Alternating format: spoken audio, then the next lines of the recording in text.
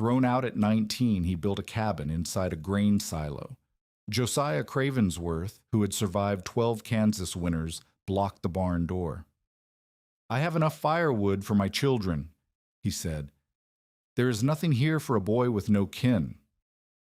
He had $7.40, no land he could claim, and 41 days to build a shelter he had no way to build. On May 30th, 1879, 2 tornadoes struck from opposite directions in 12 minutes. But 8 months earlier, Caleb Mercer had never built anything larger than a fence rail in his life. He arrived in the settlement of Plat Creek, Kansas on a Wednesday morning in late April of 1878 with $31.60 sewn into the lining of his boot, a wool blanket rolled under his arm, and no last name that anyone in the county would recognize. He was 19 years old. He had been walking since before sunrise, and his boots had worn through at the left heel. Plat Creek was not much to look at. 14 homesteads scattered across a wide bend of the Big Blue River, connected by a dirt track that turned to mud in rain and dust in wind and ice in winter.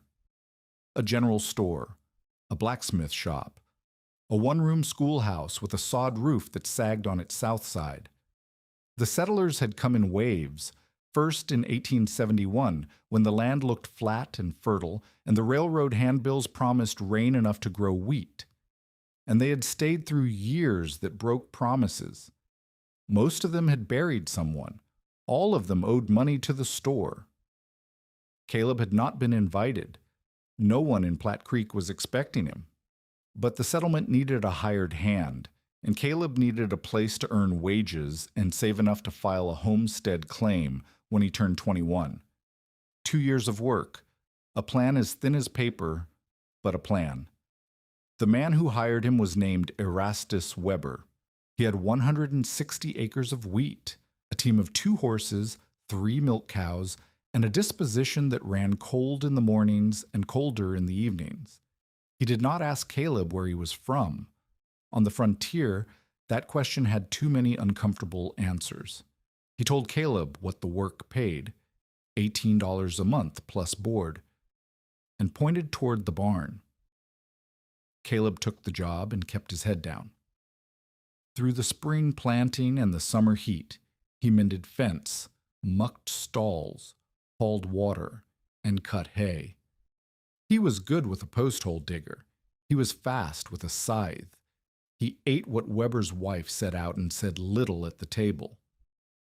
Then came September.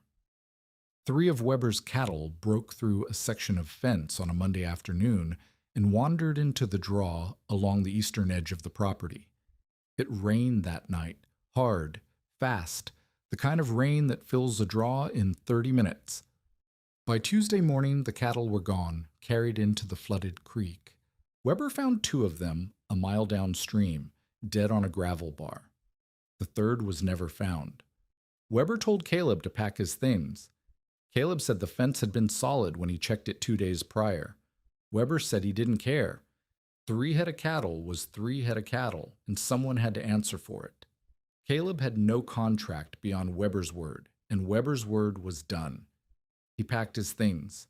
He had $3.20 left after buying supplies the week before, and he had not yet received September's wages. He asked Weber for the wages. Weber said the cattle had cost more than the wages and walked inside. Caleb stood in the yard with his blanket and his hand axe and his skinning knife and watched the door close. He walked to the general store. The man behind the counter was Aldis Remik, 45 years old, heavyset, with close-cropped gray hair and the unhurried manner of a man who knew everyone in the settlement owed him money. Remik owned the store. He also held the store credit for 8 of the 14 homesteads in Plat Creek, which meant he held a lever over 8 families' winters. Caleb asked if he could run a credit line for supplies. He said he planned to find hired work elsewhere and would pay it back. Remik looked at him the way a man looks at a note he has already decided not to honor. "Weber told me what happened," Remik said. "I don't extend credit to a man who cost his employer 3 head of cattle and walks away from the debt. I didn't walk away from anything, Caleb said. He pushed me out. Same result, Remik said, and turned back to his ledger. Caleb spent $4.20 on what he needed most: 50 pounds of flour, 10 pounds of salt pork, 5 pounds of coffee, salt, dried beans, a tin pot, and a length of rope. He counted out the coins on the counter and watched Remik note the transaction with the satisfaction of a man who expected never to see the customer again. He left with $7.40. That evening, he walked to the homestead of Josiah Cravensworth and knocked on the door.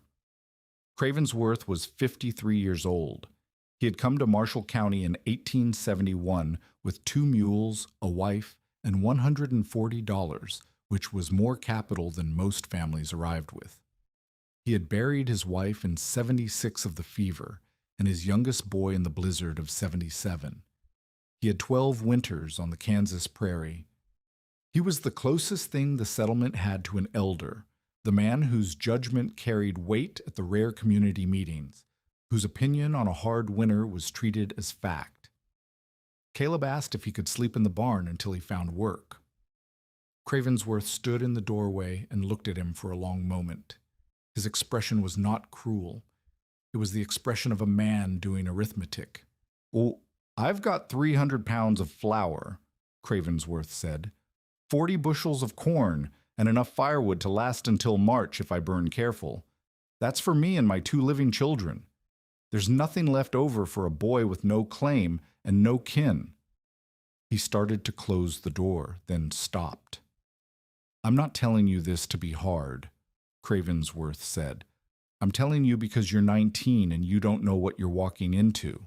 That boy will be dead by Christmas, and when they find him frozen inside whatever hole he digs himself into, there won't be a soul in this settlement who owes him a burial." He paused. "Ride north. There's a settlement near Marysville that takes on hands in the fall. You might find a place to winter."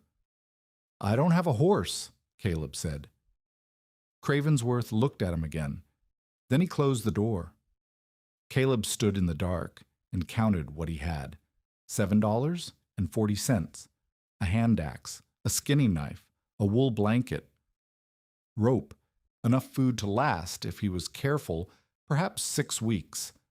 The first hard freeze in Marshall County came, on average, between the 8th and 15th of November. Documented: Kansas climatological records for the region. It was September 24th. He had 41 days.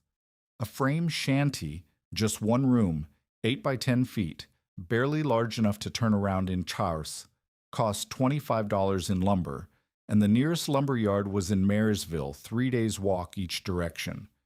He did not have $25. He did not have the 6 weeks it would take to walk there and back and build something before the freeze.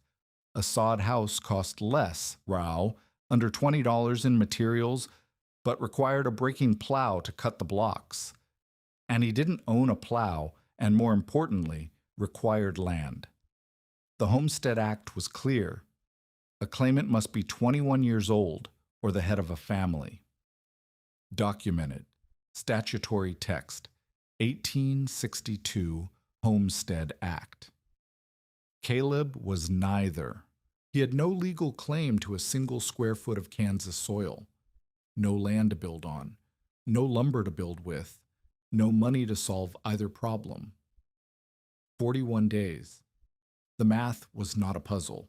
It was a sentence. 6 days later, he found the silo. He had been working the river bottom 2 miles south of the settlement, gathering driftwood and deadfall from the cottonwood stands along the bank. The work was slow. Cottonwood was soft wood and burned fast, and he needed far more of it than the river had to offer in any short stretch. But it was what he had. He was dragging a section of trunk through the brush when he stepped around a stand of tall grass and stopped. The structure stood in a small clearing 40 feet from the water. Round, stone, 10 feet tall, the walls running from the ground straight up to an open sky. No roof, no door, just a rectangular opening facing east, the lintel stone still in place above it. The interior visible through the opening was a cylinder of shadow and weeds. Caleb set down the wood and walked toward it.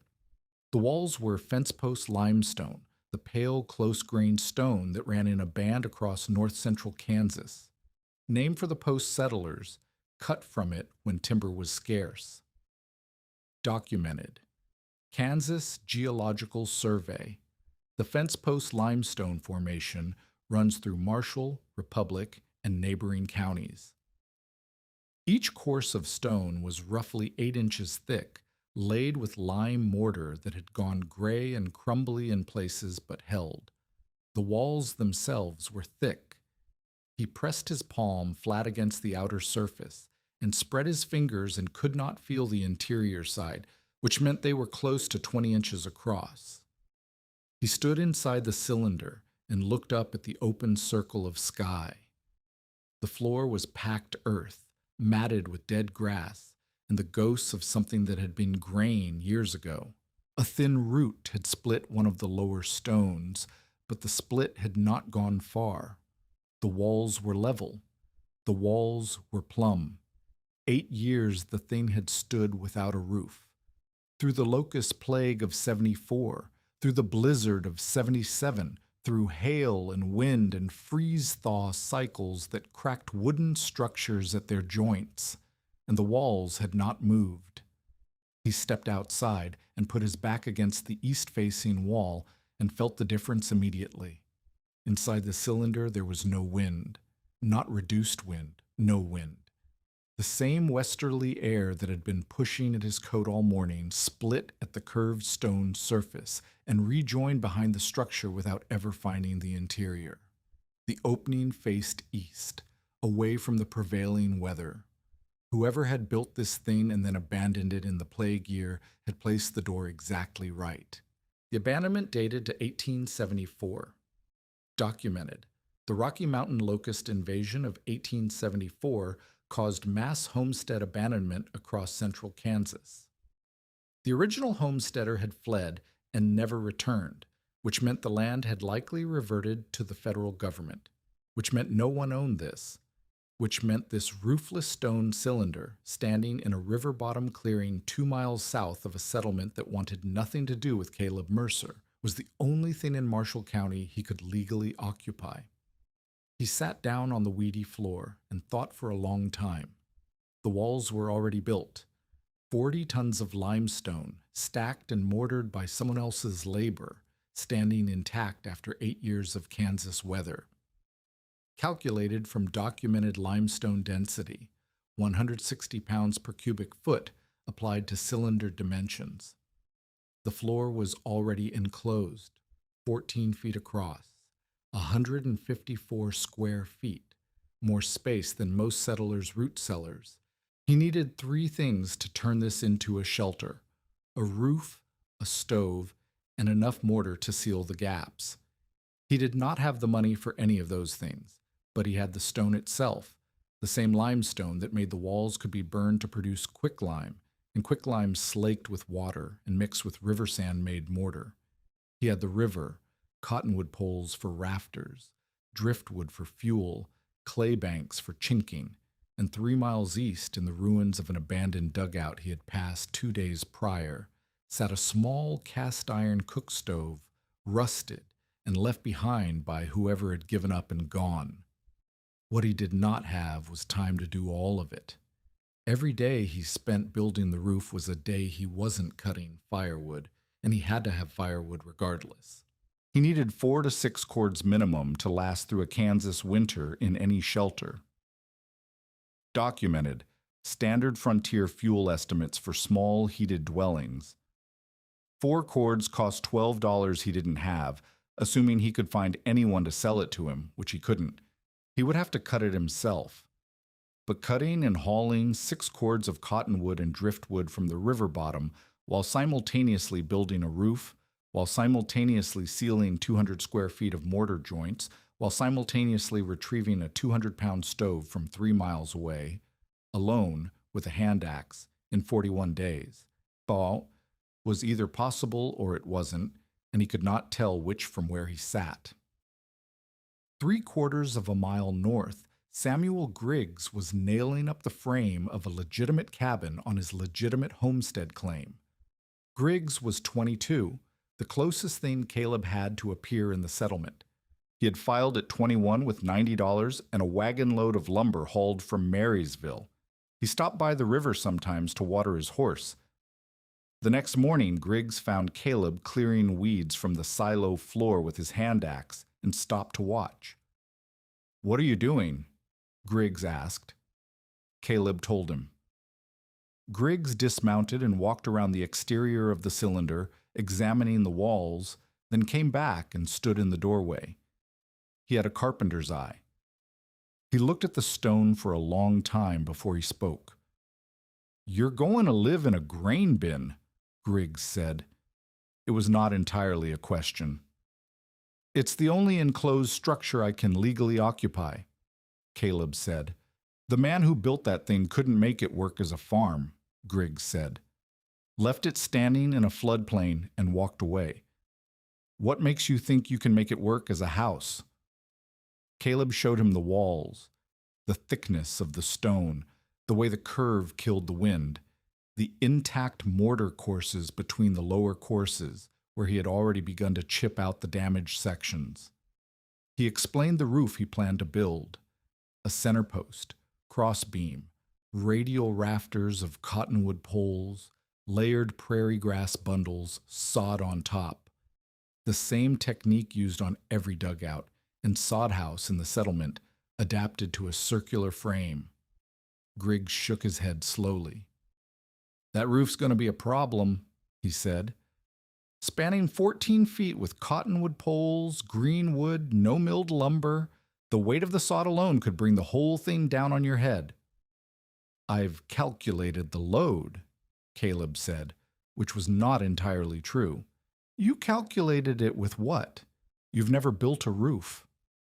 "I've never frozen to death either," Caleb said. "I'm trying to keep my record intact." Griggs looked at him for a moment, then looked at the stone walls again. "I think you're going to die in that silo, Mercer," he said, not unkindly. "But I also can't tell you where else you're going to go."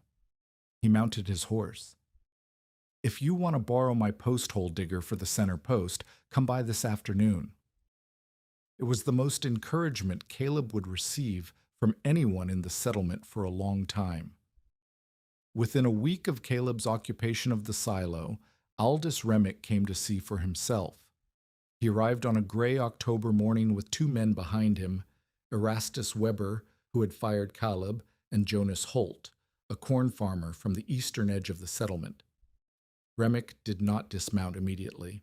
He sat his horse at the edge of the clearing and looked at the stone cylinder with the expression of a man inspecting something he has already decided is worthless. Caleb was inside the cylinder, covered in white dust from lime mortar work, when he heard the horses. He came out through the east doorway and stood in front of it. "I've been looking into the title on this land," Remik said. "I purchased the original homesteader's relinquishment rights at a county tax auction in '75, $3.50. He pulled a folded paper from his coat and held it up without unfolding it. "That gives me ownership of this land and everything on it, including that stone tube you're squatting in." Caleb looked at the paper. He did not know land law in precise terms, but he knew one thing. When a homesteader abandoned a claim before proving up, the land most likely reverted to the federal government, not to a secondary buyer at a county auction. A relinquishment meant the original claimant gave up his rights. It did not necessarily create new transferable rights for a purchaser. The General Land Office might disagree with Remik, or it might agree. There was no way to know without a court. "You can file a trespass complaint with the county court in Marysville," Caleb said. Remik's eyes went flat. "I intend to." "The court convenes in December," Caleb said. "By December, either I'll be dead of cold or I'll have a structure worth arguing about. Either way, we'll know." He stood in the doorway and looked at Remik. His voice was steady. The hand axe hung at his belt. His hands were white with lime dust. Remik looked at him the way he looked at a debt he was not sure was collectible. Then he looked at Weber, and Weber looked at Holt, and Holt looked at the river, and Remik turned his horse. "You've got 2 weeks," Remik said over his shoulder. He rode north. He did not file the complaint. In fared. A full day's round trip to Marysville, uncertain legal outcome, and a December court date made attrition cheaper than litigation. But the 2 men behind him had listened to every word, and by evening the settlement knew. The phrase "silo boy" appeared within days, spoken with the tone people use for something they expect to fail without their help. The school teacher, a Swedish immigrant named Anna Lundgren, told her oldest daughter that the situation seemed unjust, then in the same breath told her not to say anything about it where Remik might hear. Documented. Frontier economic coercion operated through credit dependency. Public support for those Remik had excluded carried real cost. Caleb went back inside the cylinder and returned to work. He had $3.20 remaining. He had spent $4.20 on nails from a passing peddler, a length of rope, and a small sack of commercial lime. 34 days to the first freeze. The roof had not been started. The walls were 40% sealed. The stove was 3 miles east, rusting in an abandoned hole in the ground. The stove had to come first. On a dry Tuesday in late September, Caleb walked 3 miles east to the abandoned dugout and found the stove he had seen 2 days before. It was a small No. 7 box stove, the common type, roughly 30 inches across and 24 tall, with 2 iron lids on top for cooking and a firebox door in front. Documented. Box stoves were standard frontier heating and cooking appliances. Their proliferation is documented in period mail order catalogs. It weighed close to 200 pounds. The rust on the exterior was surface rust. The iron was sound. The stovepipe was gone, but the collar was intact. He could not carry it. He walked back to the silo and cut 2 cottonwood poles, each 10 feet long, lashed them parallel with rope at 18-inch intervals to make a travois, and walked back. With the travois, he could drag the stove. He could drag it perhaps 200 yards before he had to stop and rest. The ground between the dugout and the silo was uneven, creek-cut channels, root-tangled grass, a low rise that turned the 200-pound iron box into 240 pounds of friction. He worked the stove out of the dugout, wrestled it onto the travois, and started walking. By the time the silo came into view, his left shoulder had seized into a knot that would not release for 3 days. His palms, already cracked from lime work, had opened along the heel lines and were bleeding into the rope. He had covered 3 miles in 5 hours. He dragged the stove through the doorway, set it against the north interior wall, and sat on the floor beside it in the dark. 2 hours of daylight left. He had lost 2 full days of wall sealing to retrieve 1 stove. The mortar joints on the upper section of the east wall had dried and needed to be wetted and repointed before the next cold night. He had enough dried beans for 4 days and enough flour for perhaps 7, and he had not yet cut a single cord of firewood. He ate half a portion of beans, lay down on his blanket, and was asleep before the last light left the sky. He was up again before dawn. The mortar work was the kind of labor that destroyed hands and showed no progress, until suddenly it showed everything. Caleb had learned to burn lime while watching a stone mason work a job in Republic County 2 summers before. The principle was simple and brutal. You stacked dry limestone chunks in a pit with alternating layers of wood, lit the wood, and kept the fire hot enough. 900 degrees Celsius, 1650 Fahrenheit, sustainable only with constant fuel, Haas, for 4 to 6 hours. Documented. Traditional lime burning temperatures and process. The process was standard in the post-rock country of Kansas. What emerged from the pit after it cooled was quicklime, calcium oxide, white, and caustic, which reacted violently with water to produce slaked lime, which mixed with sand became mortar. He mixed his lime at roughly 1 part lime to 6 parts river sand. Documented. Standard lime mortar proportions for frontier construction. He pressed it into every deteriorated joint in the cylinder's interior, working bottom to top, using a stick as a pointing tool. Where the gaps were too wide for mortar, some sections had weathered to openings nearly an inch across. He packed them with clay chinking, Kansas clay mixed with chopped prairie grass, pressed in with his thumbs. By October 16th, the interior walls were sealed from ground level to 7 feet. The wind that had whistled through the gaps now only seeped at the upper 3 feet, which he could not reach without scaffolding. He planned to seal those after the roof was in place. Then it rained. On October 11th, a storm moved through from the northwest. Not violent, just steady. 3 inches of rain over 6 hours, the kind of rain that turned the prairie to clay and the creek to brown water. The roofless cylinder filled. 2 inches of standing water covered the packed earth floor. The mortar Caleb had applied the previous day, fresh lime mortar which required 3 to 5 days to set, washed out of the joints it had been pressed into and drained away with the water. He baled the floor with his tin pot.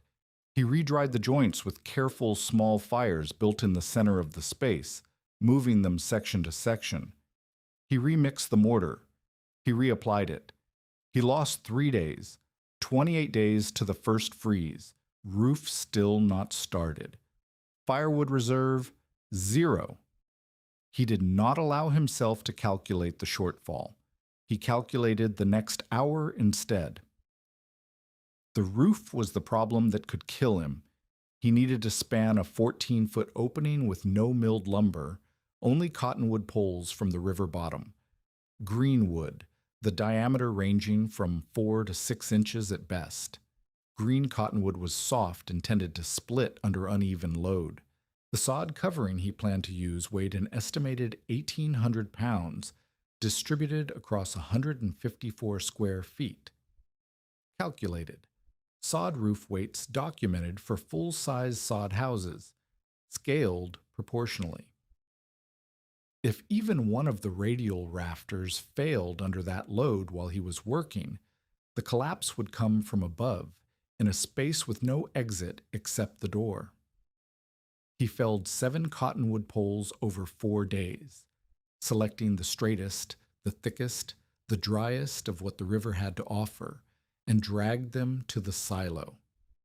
His plan: erect a center post 10 feet tall by wedging it upright and bracing it with a cross beam laid between the opposing wall tops. Lay 7 radial rafters from the wall tops to the center post, lashed with rope at both ends and nailed where the metal held. Lay cross poles perpendicular to the rafters for added support. Bundle prairie grass into thick sheaves and layer them over the frame. Cut sod strips, 12 inches by 24, 4 inches thick, and lay them in overlapping courses on top of the grass, the way a man lays shingles. He had done this in his mind 100 times. He had never done it with his hands. The center post went up on the morning of October 18th. He had borrowed Griggs's post hole digger, as Griggs had offered, and used it to seat the base of the post in a shallow hole at the exact center of the silo floor. The cross-beam chai, a 6-foot cottonwood section, he wedged between the north and south wall tops at a height that met the post at its crown. He lashed the joint with 3 wraps of rope and drove 2 nails through the lashing for insurance. He set the first rafter in place. It held. He set the second, third, fourth, fifth, sixth. The 7th rafter, the longest piece he had, nearly 12 feet, cut from a pole he had found wedged in river debris, he eased into position on the evening of October 24th, with the first sod strips already loaded onto the completed sections. He was nearly done. 4 more strips of sod and the roof would be covered. The rafter cracked. Not broke, cracked. A sound like a green branch snapping, a split running 6 inches up from the midpoint. The pole bowed slightly downward. The sod strips already resting on it shifted. Caleb pulled them off in one motion and stepped back. The rafter sagged, but held. He studied it for a long moment in the gray afternoon light. The split was along a hidden grain line. He had checked this pole for visible defects and found none. The crack was internal. He unlashed it. He carried it outside. He walked back down to the river. He found another pole. He was not as straight as the first and not as thick, but it was dry, genuinely dry, gray-barked and light in his hands, dead wood that had been seasoning in a tangle of river debris for at least one season. Dead cottonwood was softer than milled lumber, but harder than green. He dragged it back. He lost half a day. On October 25th, he relashed the 7th rafter and finished loading the sod. He stood outside and looked at the roof. It sat slightly uneven. The northeast quadrant was a little low, where the replacement rafter bent slightly under the load, but it was solid. He climbed on top and pressed down at the center with both hands and felt nothing give. The rain fell that night and went inside, a little. 2 seams between sod strips were leaking. He would fix them later. The critical thing was that the frame held. He went inside and lit the stove for the first time. The stovepipe he had fashioned from crimped tin sheet salvaged from a collapsed outbuilding. Awkward, not quite tight at the joints, but functional. He fed it through a hole he had chiseled through the upper wall on the south side. The first fire caught, and the draft pulled the smoke up and out. A thin ribbon of gray rose from the stovepipe collar outside the wall and disappeared into the cold air. He put his hand flat on the limestone wall 6 inches from the stove and felt nothing. He kept his hand there for an hour, feeding the fire. Then, slowly, the stone began to warm. Not hot, just warm. A held warmth, not the surface heat of fire, but something deeper, the stone taking the temperature into itself the way dry earth takes water after a long drought. He took his hand away and looked at the wall. The first freeze was 8 days out. His firewood supply was 1.5 cords, cottonwood and driftwood, stacked outside the south wall. Derived from documented fuel estimates for the region, he needed 4 to 6 cords. He was 1.5 cords short of the minimum. He had $1.80. On October 28th, Samuel Griggs appeared at the silo door. He said nothing at first. He looked at the roof, walked around the exterior, came inside and looked at the stove installation and the whitewashed walls. Caleb had applied a coat of slaked lime to the interior surfaces the previous week, brightening the space from gray to pale white, and finally set a small cloth sack on the sleeping platform Caleb had built from driftwood planks. Inside the sack were 14 iron nails and a ball of baling wire. For the seams, Griggs said, nodding at the ceiling. He put on his hat and left. He never mentioned the visit to anyone in the settlement. Inferred from documented patterns of anonymous frontier aid, widely recorded in pioneer memoirs. Caleb used the nails to secure the loose sod at the 2 leaking seams. The baling wire he ran around the base of the center post collar as a backup lashing. When the first hard freeze arrived on November 9th, 4 days after he declared the silo finished, the interior temperature by dawn was 44 degrees Fahrenheit, measured by touch against a thermometer he had borrowed from Griggs, while the exterior sat at 12 degrees and falling. Documented. Thermal time lag for 18 to 24-inch stone walls is 8 to 12 hours. Interior temperatures estimated from documented engineering data. He had $1.80, 1.5 cords of wood, and a hole in the stone where the cold came through the upper unsealed joints at the top 3 feet of wall. He had a shelter, but he had been cold before, and cold was not the worst the Kansas prairie had to offer. By November, Josiah Cravensworth had begun watching the silo from his own doorstep in the evenings, not with hostility, but with the careful attention of a man recalculating an estimate he had been confident about. He had told the boy he would be dead by Christmas. Christmas was 6 weeks out, and the boy's stovepipe was still making smoke. Cravensworth said nothing about it.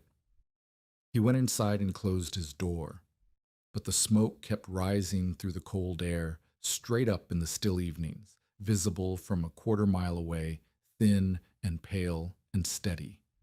And the real winter had not yet come. The winter of 1878 and 79 came the way Kansas winters always came, not gradually, not with warning, but as a decision the sky made without consulting anyone below. By the first week of December, the temperature had dropped to 5 degrees Fahrenheit on 3 separate nights. The Big Blue River had frozen at its edges. The cottonwood stands along the bank stood bare and gray against the white sky, and the only sound in the river bottom was the wind moving through them, a low, continuous note, like a bow drawn across a single string. Inside the silo, the stove ran through the night on a banked load of cottonwood. Caleb rose at 2 in the morning to feed it. The thermometer he borrowed from Griggs, he returned it each morning and borrowed it again each evening, read 44 degrees at dawn, 8 hours after the last real fire. Outside, 12 degrees. He sat on the sleeping platform and did the arithmetic that had become his nightly ritual. 4 cord minimum needed, 1.5 cords remaining. December had just started. He was going to run short. He knew it with the certainty of a man who has counted his food against the days remaining and found the number wrong. The stone walls were doing exactly what he had calculated. The thermal time lag was real. The retained warmth was real. The reduced draft from the cylindrical geometry was real. But he had built the silo with 41 days and $7.40, and he had not had time to cut enough wood.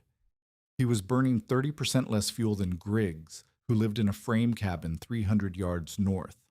That margin had saved him from running out in November. It would not save him entirely. Starting in early December, he began burning twisted hay. The technique was standard on the treeless plains, a tightly wound bundle of dry prairie grass, twisted until it held its shape, burned like a slow log for 15 to 20 minutes. Documented. Hay-burning stoves and twisted hay fuel were widely used on the Kansas and Nebraska frontier, documented in numerous settler accounts. It threw less heat than cottonwood. It burned faster. It filled the flue with creosote that needed clearing every few days, or the stovepipe risked catching fire. But it was free, and the prairie around the silo had more of it than he could burn in a year. He cut and twisted bundles in the evenings after the light failed. He stacked them against the interior east wall where they stayed dry. He rationed the cottonwood to the coldest nights, when the temperature dropped below zero and the hay alone couldn't hold the interior above freezing. He kept the stove running at the minimum that would keep him alive, which was not the same as the minimum that would keep him comfortable. He lost 5 pounds in December. He had already lost 15 in the fall. Griggs came by once in the second week of December and said nothing about the hay bundles stacked to the ceiling. He sat on the platform and drank a tin cup of Caleb's coffee and looked at the walls. "It's warmer in here than my place," Griggs said. "It's 44 degrees, Caleb said, "at 2 in the morning. Griggs held the tin cup in both hands. "My place is 31 at 2 in the morning, he said. "I've been getting up 3 times a night." He looked at the walls again, the 20-inch stone, the whitewashed surface, the pale mass of it absorbing the stove's heat and holding it and releasing it back across the hours of the night. "How does it do that?" Griggs asked. Caleb explained the thermal mass. He explained the geometry, also saumon, that the circle enclosed more space per foot of wall than any rectangle, which meant less surface area through which heat could escape. He explained the mortar joints and the reason he had sealed them. Not just for wind, but because every gap was a pathway for conducted cold, and stone conducted cold as well as it conducted heat when given a path through the wall. Griggs listened. He did not say Caleb was wrong. He did not say he believed him either. He finished the coffee and stood up. Cravensworth was asking about you, Griggs said at the door. Not unkindly. What did he ask? He asked if you were still alive, Griggs said. I told him you were. He paused. He seemed a little surprised. He walked out into the cold, and Caleb went back to twisting hay. By March, the wood was nearly gone. Caleb had burned through the remaining cord and a half of cottonwood, supplemented by a cord of twisted hay, and 2 weeks of scavenging deadfall from the river bottom in temperatures that dropped to -10 on the worst nights. Documented Kansas. January and February, temperature extremes in the 1870s to 80s regularly reached -10 degrees Fahrenheit to -20 degrees Fahrenheit. He had carried deadfall home on his back through snow that came to his knees. His left boot had split at the sole during a river bottom trip in February, and he had bound it with strips of hide cut from a rabbit he'd trapped, which held for 2 weeks before the stitching gave out in the wet snow. He did not buy new boots. He did not have the money, but he was alive. Josiah Cravensworth had said dead by Christmas. It was March, and Caleb Mercer was alive in the stone cylinder 2 miles south of the settlement, lighter by 20 pounds, with cracked hands and split boots, and the stovepipe still making smoke. April came cold and then warmer. The river thawed. The cottonwood put out green buds the size of thumbnails. Caleb cut the last of the twisted hay and stacked the stalks outside the south wall and felt the air change. That specific warmth that follows a long winter on the plains. The warmth that feels like a debt being repaid. He had survived the cold. He had not survived everything. The spring of 1879 came in loud. In April, a line of storms moved through from the southwest. Not tornadoes, but straight-line winds that crested 60 miles per hour and ripped the wooden shutters off the schoolhouse and knocked over one of Weber's haystacks. The silo shed the wind without comment. Caleb heard the gusts hit the exterior wall from inside, heard the pitch change as the air split at the curve and rejoined behind the structure, and felt nothing move. Griggs's frame cabin shook. He told Caleb afterward that the west wall had flexed enough to crack the mud chinking between the corner logs. The corners, Caleb said. What about them? That's where your wall catches the wind, Caleb said. The pressure doubles at a 90-degree corner. Your flat wall acts like a sail, but at the corners the force has nowhere to redirect. It concentrates. Griggs looked at him for a moment. You're telling me my cabin is built wrong. I'm telling you why the corners cracked, Caleb said. Cravensworth heard about the April storms and the cracked chinking. He had still said nothing directly to Caleb since the barn door conversation in September. But in the middle of April, he stopped his wagon on the track beside the silo and studied the exterior walls for a long time without dismounting. Caleb came outside and stood in the clearing. The wall is still plumb, Cravensworth said. He was not speaking to Caleb, exactly.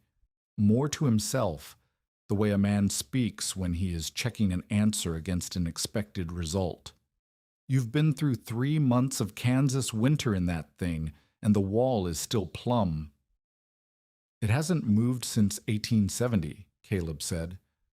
Before I got here. Cravensworth looked down at him from the wagon seat. Something in his expression had shifted slightly from September Parks. Not warmth, but a relinquishment of certainty. Wait until the real wind hits, he said. I've seen what this prairie does in the spring. Wind that picks up a loaded wagon and moves it 20 feet. You want to know how your stone tube handles that? You wait until May. He clicked his tongue at the horses and drove on. The real wind hit 6 weeks later. The 30th of May, 1879, came in like every dangerous day on the Kansas prairie comes in, quietly, then all at once. The morning had been still and warm, too warm for May. The temperature at sunrise was 68 degrees Fahrenheit, and by noon it had climbed to 91, with a heavy southerly wind pushing moisture up from the Gulf. Documented. J.P. Finley's 1879 survey described the day as sultry and close, with persistent southerly winds. The air sat on the settlement like wet wool. The horses in Cravensworth's paddock moved to the far corner and stood facing south, ears flat. The cattle wouldn't settle. Caleb had been cutting cottonwood poles along the river all morning, building his firewood reserve for the following winter, this time starting in May instead of September. He stopped at noon because the heat was making his hands clumsy. He ate, rested inside the silo for an hour, then came back out. The sky to the northwest had gone wrong. It was not the standard gray of a thunderstorm. It was yellow-green, the specific color that old-timers on the plains identified with the feeling in their stomachs before they ran. Caleb had never seen that color before. He stood outside the silo door and looked at it. At approximately 3:30 in the afternoon, the clouds to the northwest came up suddenly, a dark wall rolling forward, and behind them the clouds from the southwest moved in a different direction entirely, crossing the first mass at an angle. Documented. Eyewitness testimony from Alfred A. Parkerson, quoted in Finley's survey. The two storm cells approached from different compass points. For a moment, the sky directly overhead was clear blue. Then the two masses met and the blue disappeared. The sound began. It was not thunder. It was lower than thunder and continuous where thunder was intermittent. A deep, rolling roar that did not peak and fade, but held and grew the way a wave holds before it breaks. Later, the survivors would describe it as the rumbling of 1,000 trains of cars. Documented. J.P. Finley's 1879 survey, direct eyewitness account. Caleb would later struggle to describe it differently and fail. He saw the first funnel at 3:45. It dropped from the southwest, a gray-white column with a dark base rotating visibly, touching the ground in a field of winter wheat a mile south of the settlement. The wheat disappeared into it in a line, as if something invisible were erasing the field row by row. The funnel tracked northeast. Caleb turned and ran inside the silo. He pulled the door shut behind him and jammed the sleeping platform against it, angling the platform's legs into the packed earth floor as a brace. He heard the wind hit the exterior wall, not the 60-mile-per-hour wind of April, but something entirely different. A wall of air moving at a speed that had no familiar reference point. It hit the curved limestone surface like a tide hitting a lighthouse piling, and Caleb felt the stone under his hand tremble, not move, not crack, but transmit the force of the impact through its mass the way a struck bell transmits sound. The stone did not bend. The stone did not flex. The vibration moved through it and dispersed. Then the door shook on its leather hinges. Anna Lundgren hit it with her shoulder twice before Caleb heard her voice over the roaring. He pulled the platform aside, and she came through the door with her youngest son wrapped in her arms. Eric, 4 years old, burning with a fever that had kept Anna up for 2 nights. She had run from her cabin 300 yards north when the frame walls started shaking on the foundation. She hadn't knocked. She had arrived. She did not ask if this was safe. She looked at the 20-inch walls and the 40 tons of stone and made the same calculation Caleb had made 8 months earlier in the abandoned granary. Mass does not move. She sat down on the floor with Eric in her lap and pulled his quilt tight around him. Caleb pushed the sleeping platform back against the door.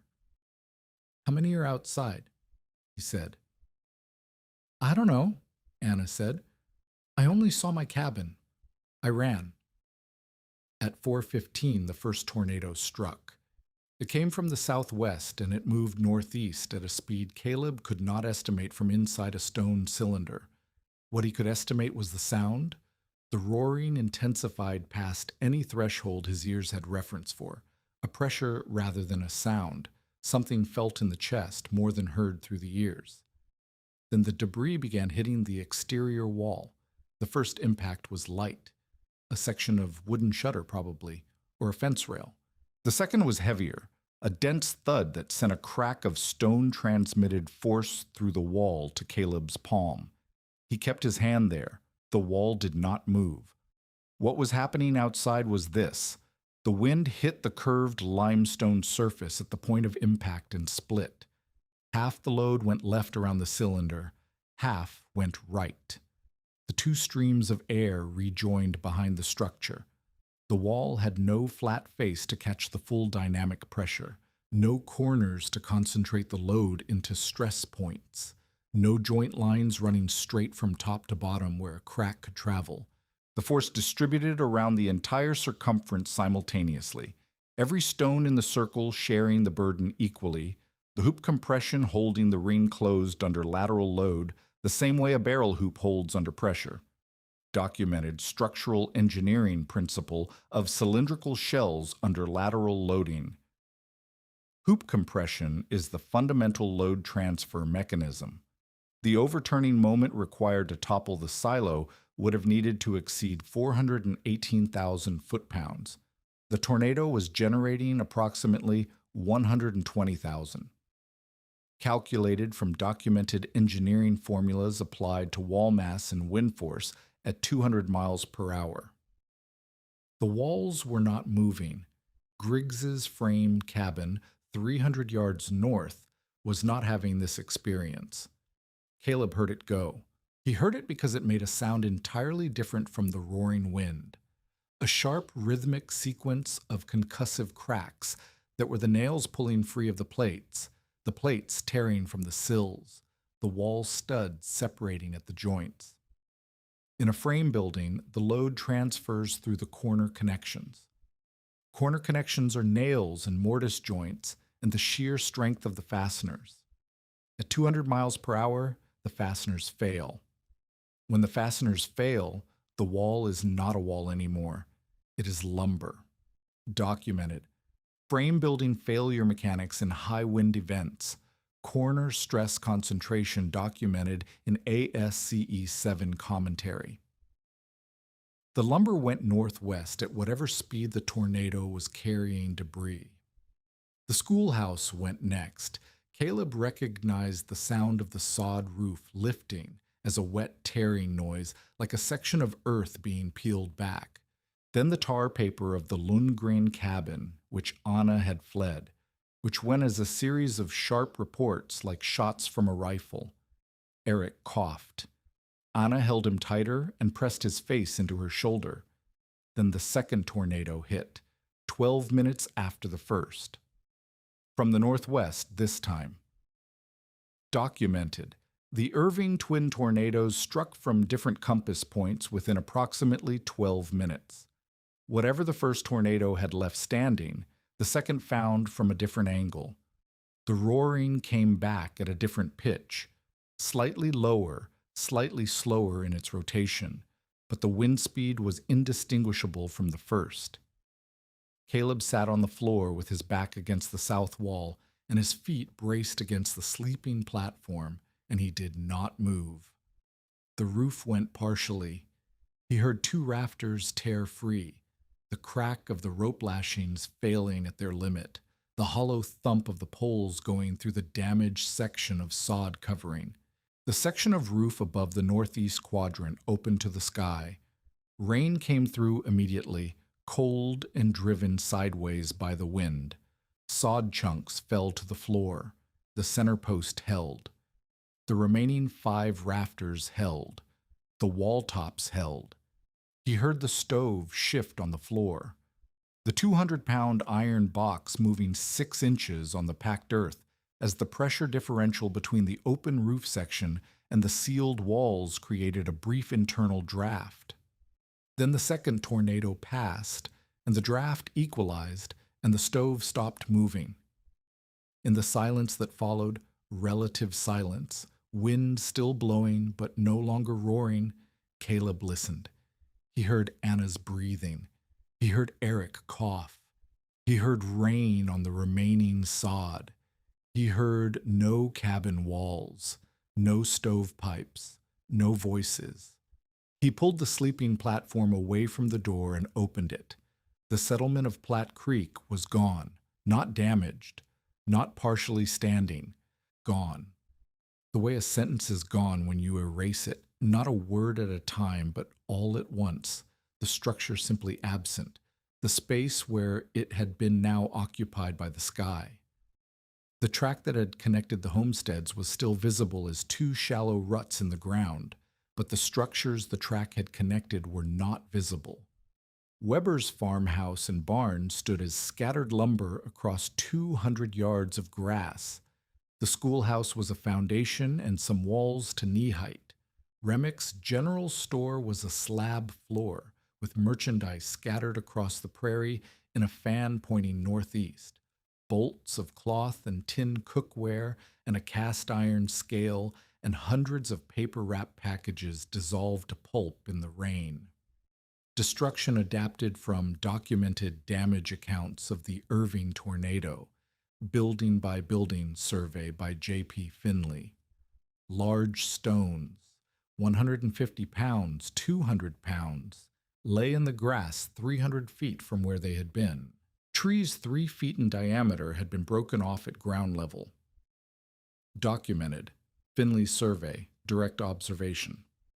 A wagon wheel sat upright in the field to the south, buried to its axle in soft earth by the force of impact, as if planted.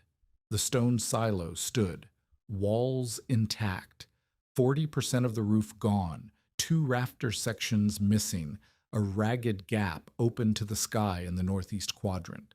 But the walls had not moved. The door frame was true. The stove sat on the floor inside, shifted 6 inches from its original position, stovepipe still attached. Caleb stood in the doorway and looked at the debris field that had been 14 homesteads. Then he heard Josiah Cravensworth shouting from somewhere in the wreckage. Cravensworth came through the debris field carrying his 11-year-old daughter, Ruth, who had a gash across her forehead from a piece of flying lumber that had caught her when the west wall of their cabin collapsed. Behind him, Erastus Weber was dragging his wife through the ruin of their farmhouse, one arm around her waist, her feet moving unsteadily.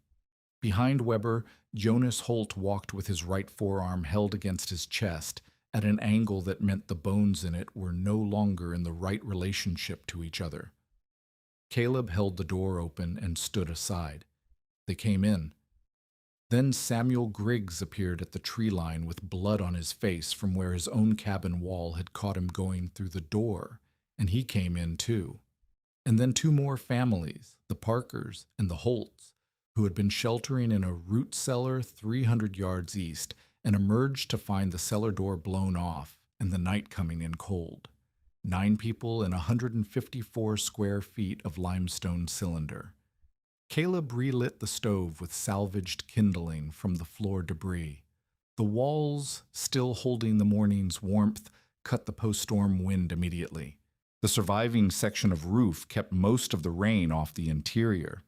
Eric Lundgren coughed and coughed, his fever no higher than it had been before the tornado, possibly because Anna had kept him warm and still through the worst of it.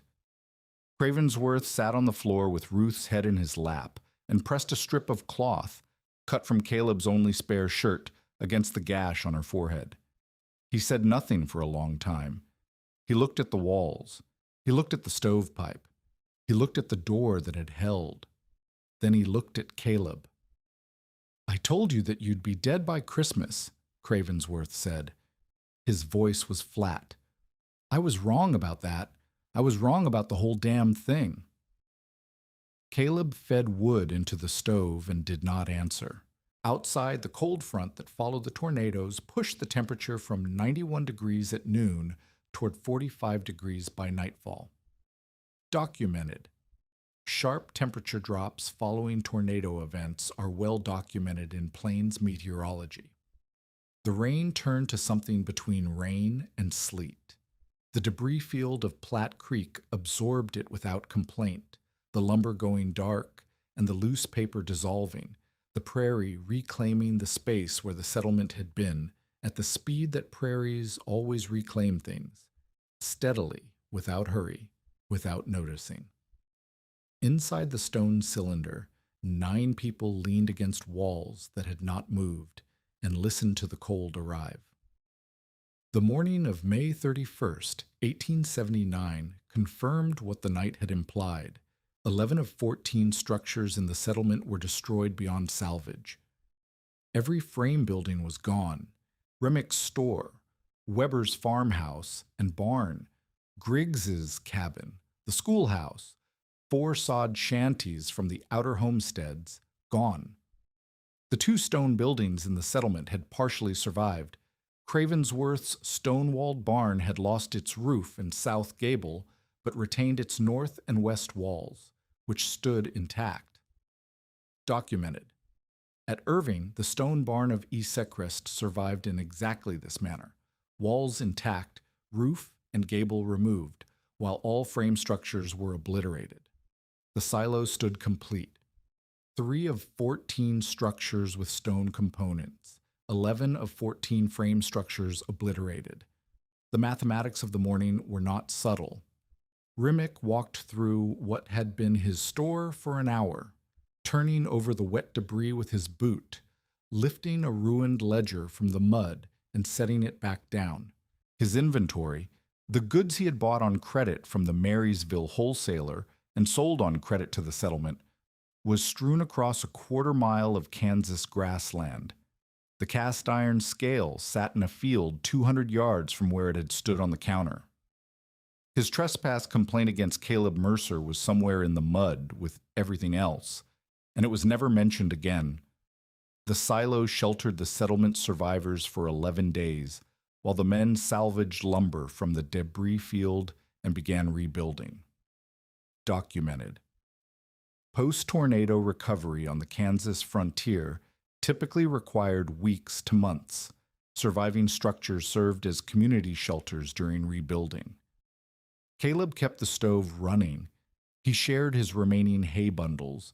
He fed 6 people on beans and salt pork and flour and said nothing about whose flour it was. On the 4th day of sheltering, Griggs came to stand beside Caleb outside the silo door, both of them looking at the debris field while the others slept. "Explain it to me again," Griggs said. "Why the walls didn't go." Caleb explained it again. The drag coefficient, the hoop compression, the absence of corners, the mass of the stone distributed around the circumference taking the load instead of concentrating it at 4 points. He explained why the frame cabins had failed at the connections, while the stone cylinder had distributed the same force across a structure that had no connections to fail. He explained it the way a man explains something he worked out in a river bottom, with no one to check his reasoning except the walls themselves.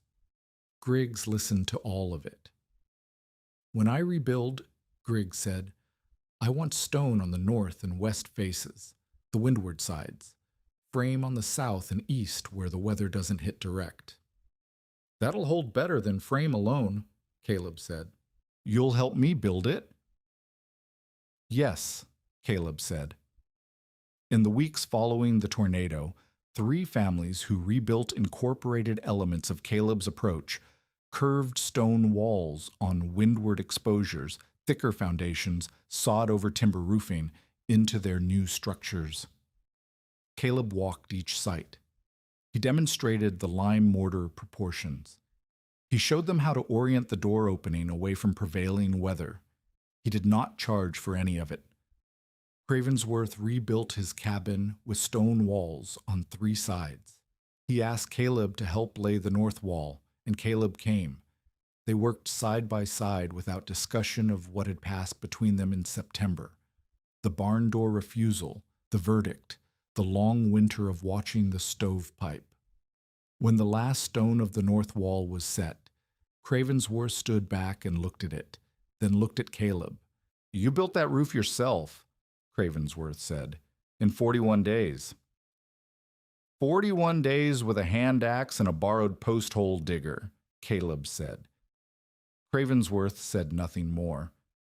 But at the community meal that evening, the settlement's first shared meal since the tornado, held in the open air with salvaged tables and whatever food remained cooked, Cravensworth sat down next to Caleb without being asked and did not move to another seat. It was, on the frontier, a form of apology. In the summer of 1881, Caleb Mercer turned 21 years old and walked to the federal land office in Marysville. He paid $18, the statutory filing fee under the Homestead Act, and claimed the 160 acres that contained the stone silo and the river bottom where he had cut cottonwood poles in the fall of '78. Documented. The Homestead Act filing fee was $18. Claimants had to be 21 years of age.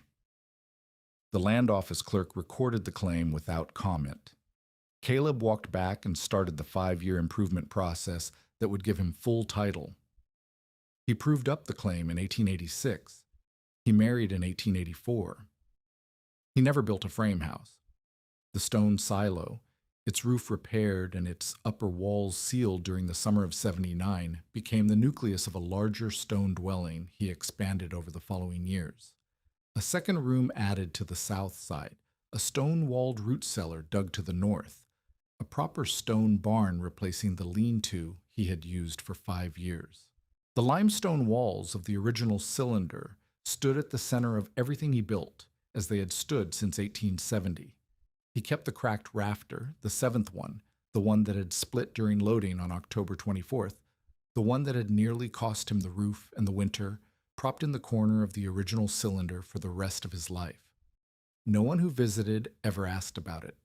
If they had, he would have told them. That was the one that almost stopped me, and the one that didn't. Returned to the 30th of May, 1879, 4:15 in the afternoon. The temperature is 91 degrees. The sky is yellow-green. Josiah Cravensworth, who had buried a wife and a son on the Kansas prairie and survived 12 winters and believed he knew what the land could do, Josiah Cravensworth had told the boy he would be dead by Christmas, that there would be no one to bury him, that the stone too would be his grave. The wind finds the settlement's 14 structures and applies the same force to each one. The frame cabins answer with their flat walls and their nailed corners and their tar paper roofs, and the wind settles the question of each one in seconds. Rafter from plate, wall from foundation, nail from wood, the whole arithmetic of conventional construction coming apart at its weakest points, which are the points where one piece connects to another. It reaches the limestone cylinder. The curved wall splits the wind. The 40 tons of stone answer by refusing to move. The hoop compression answers by distributing the load to every stone in the ring simultaneously. The debris hits the exterior and bounces. The door holds. The floor does not shake. Inside, a 19-year-old orphan who arrived with $7.40, no land, and no one willing to claim him presses a feverish 4-year-old against a floor that is not moving, while the town that threw him out dissolves into the wind around him. Cravensworth said he would be dead by Christmas. It is the last day of May. His walls are the only ones left standing, and when the door opens, he is the one holding it.